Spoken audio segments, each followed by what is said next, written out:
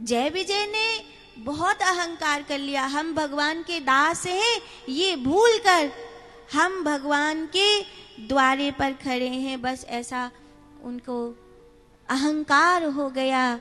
और सनत कुमारों को जय विजय ने भगवान का दर्शन नहीं करने दिया। जब सनत कुमारों ने जय विजय ने सनत कुमारों को भगवान का दर्शन नहीं करने दिया, तो सनत कुमारों ने जय विजय को श्राप दिया, यथा व्यवहार तथा गुण, यथा गुण तथा गति। जैसा व्यवहार होगा वैसी ही गुण और मति हो जाएगी, जैसी गुण और मति होगी वैसी ही गति हो जाएगी। आप सब भगवान की कृपा से झोली भरना चाहते हो, भरना चाहते हो कि नहीं चाहते?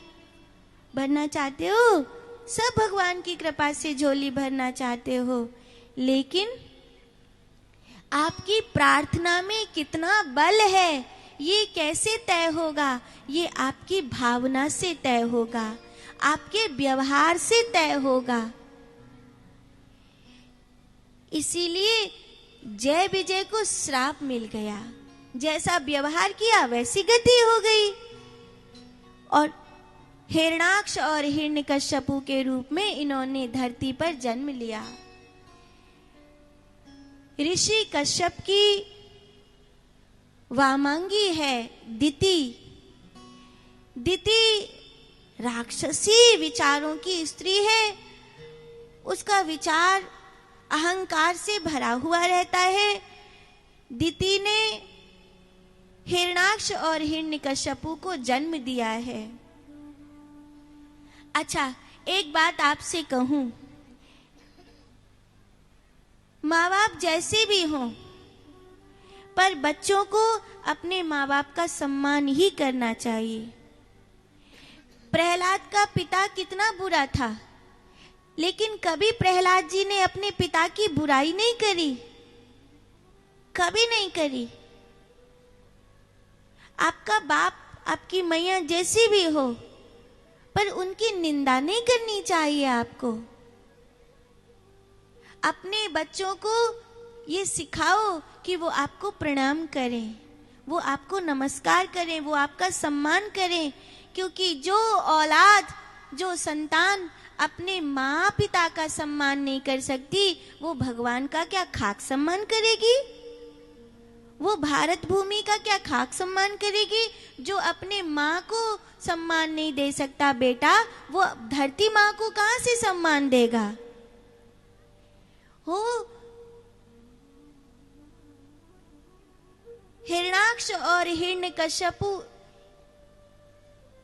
दोनों ही इतने भयानक राक्षस हैं कि हिरणाक्ष ने तो पृथ्वी को जाकर समुद्र में डुबो दिया।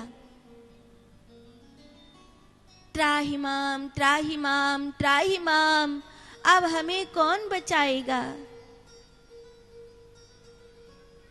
कौन हमारी रक्षा करेगा? कौन हमारा संकट हरेगा? उत्तिष्ठ उत्तिष्ठ गोविंद, उत्तिष्ठ गरुणोध्वज, उत्तिष्ठ कमलाकांत, त्रैलोक्य मंगलम कुरु। उठो प्रभु, हमारी सहायता करो। जागो प्रभु, उठो, हमारी सहायता करो।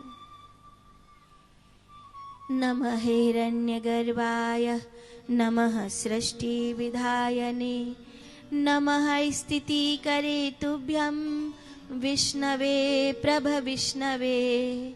सब भगवान को पुकारने लगे, और जब सब ने भगवान को पुकारा तो भगवान ब्रह्मा जी के आज्ञा चक्र से प्रकट हुए, और भगवान ने वाराह का रूप धारण किया। वाराह मतलब सूअर नहीं, बहुत ध्यान से सुनना।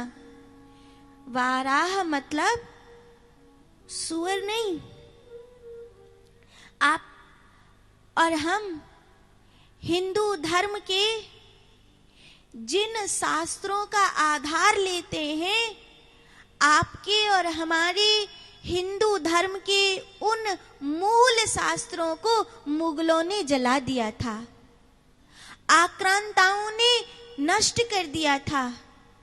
कुछ पानी में बहा दिए, कुछ आग के हवाले कर दिए, और कुछ तो इतने क्रूर शासक हुए जिन्होंने उसको जलाकर गऊ का मांस भी पकाया हिंदुओं को दिखाने के लिए। और ये उन्हीं की किताबों में, मुगलों की जो पुरानी किताबें, उसमें लिखा है कि हिंदुओं की किताब को 6 महीने तक जलाया गया। इतनी सारी किताब हिंदू ऋषियों ने लिख के रखी थी। तो अब हमारे पास जो किताबें हैं उनमें बहुत सारी चीजें मिथ्य हैं, और इस मिथ्य को संतों के मुख से जो करेक्शन हो रहा है ना, उससे समझने का प्रयास करो। जैसे मैं आपको बता रही हूँ, बहुत जिम्मेवारी के साथ बोल रही हूँ, वाराह मतलब सुअर नहीं, शूकर मतलब सुअर नहीं, शुभ कर्म करने वाला, शुभ कर्म करने वाला, वन की राह में रहने वाला, जो अपनी नासिका के बल पर पृथ्वी को समुद्र से निकाल कर ले आया, उसका नाम है वाराह।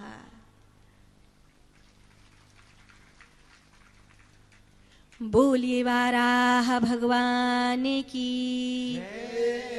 वाराह भगवान ने हिरण्याक्ष का अंत किया,